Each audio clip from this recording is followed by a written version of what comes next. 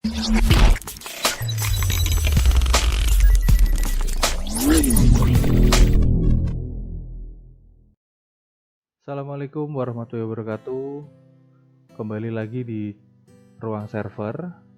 Nah, video kali ini saya akan membahas tentang materi pembelajaran simulasi dan komunikasi digital ya, tentang logika dan algoritma komputer. Di pertemuan yang kedua ini nanti kita akan membahas tentang bagan alir. Apa itu bagan alir?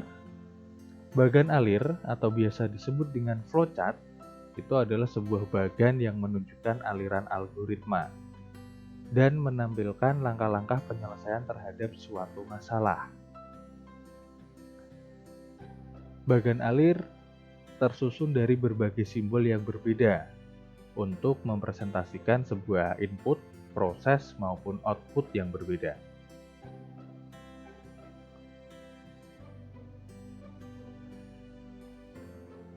Nah, kalau kalian mau mempelajari tentang bagan alir atau flowchart, kalian harus mengetahui simbol-simbol dan kegunaannya. Nah, simbol yang pertama di sini ada simbol terminator. Dia digunakan untuk menandai awal dan akhir sebuah flowchart. Ya. Jadi ada terminator dengan label mulai atau start untuk menandai awal. Ada juga dengan label selesai atau end untuk menandai akhir flowchart. Yang kedua ada simbol proses. Ya, dia digunakan untuk menyatakan proses atau kegiatan atau pengolahan data yang dilakukan.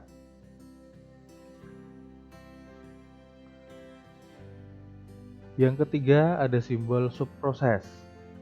Nah, subproses ini adalah proses atau kegiatan yang dapat dibuat menjadi bagian-bagian yang lebih detail.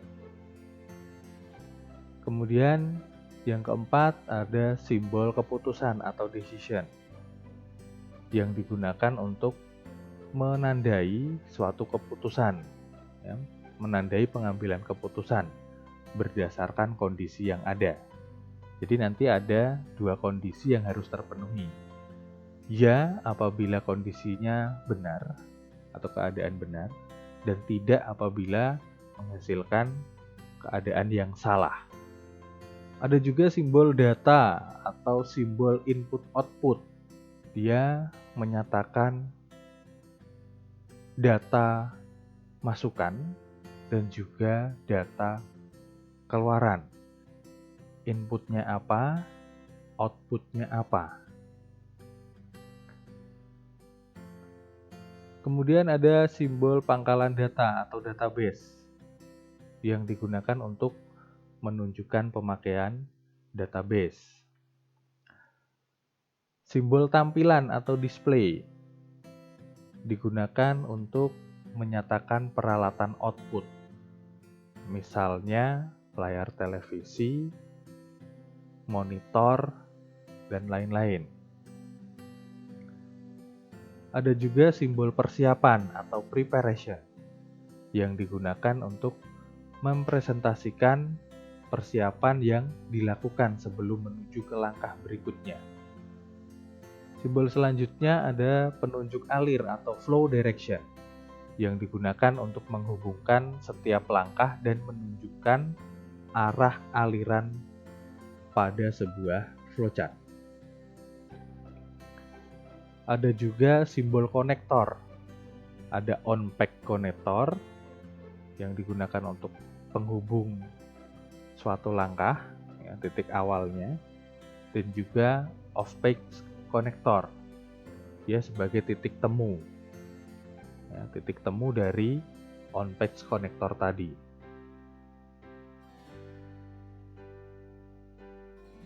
Kemudian ada simbol dokumen yang digunakan untuk menyatakan input yang berasal dari dokumen pada sebuah flowchart. Jadi menyatakan inputan yang berasal dari sebuah dokumen. Ada juga manual input. Simbol ini digunakan untuk memasukkan data secara manual. Jadi kalau inputannya itu berasal dari online keyboard ya, diketik secara manual. Simbol selanjutnya ada kartu atau card. Simbol ini digunakan untuk menyatakan input yang berasal dari kartu. Atau dapat juga digunakan untuk menyatakan output yang ditulis ke dalam kartu. Nah, masih banyak lagi simbol yang terdapat atau yang digunakan dalam membuat bagan alir. Nah, tapi cukup sampai ini dulu kalian yang pelajari. Nah, dari simbol-simbol ini ya, kalian nanti bisa membuat sebuah bagan alir. Nah, di pertemuan yang pertama ada algoritma membuat tumis toge tempe. Ada 9 algoritma di situ. Nah, dari algoritma tersebut, jika dibuat bagan alir, hasilnya adalah sebagai berikut. Nah, flowchart dari algoritma membuat tumis toge tempe, ya, ada terminator yang menandai mulai dan juga selesai, ya, awalan dan akhiran sebuah flowchart. Ada preparation yang menunjukkan persiapan. Kemudian ada proses, menunjukkan kegiatan yang dilakukan. Nah, di sini juga ada decision atau keputusan yang menunjukkan dua kondisi yang berbeda. Ya. Ada keadaan benar dan juga keadaan yang salah. Pada algoritma yang kedua, di sini ada algoritma menghitung luas persegi panjang. Nah, untuk menghitung luas persegi panjang, kita bisa menggunakan terminator. Ya. Kemudian, masukkan nilai panjang itu adalah input. Masukkan nilai lebar itu juga input.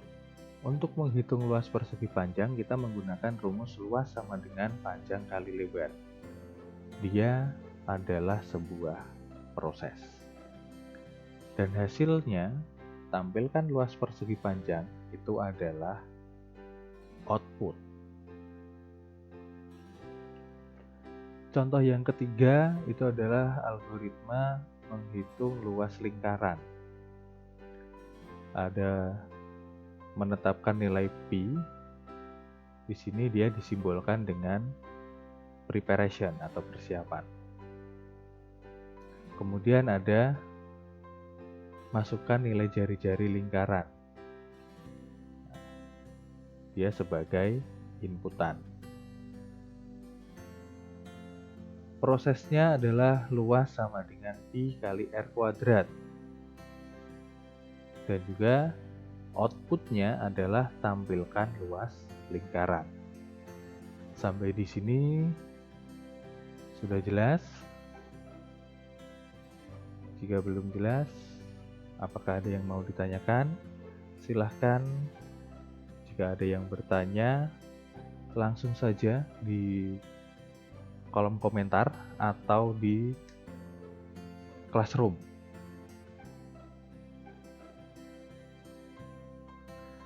Nah, untuk tugas kali ini yang kedua, kalau di pertemuan yang pertama kalian membuat algoritma tentang memasak air dan menghitung luas segitiga, silakan dilanjutkan. Untuk tugas yang kedua, kalian buat bagan alir atau flowchart-nya dari algoritma yang sudah kalian buat di pertemuan yang pertama. Sekian video pembelajaran kali ini, sampai jumpa di video pembelajaran berikutnya. Salam ruang server.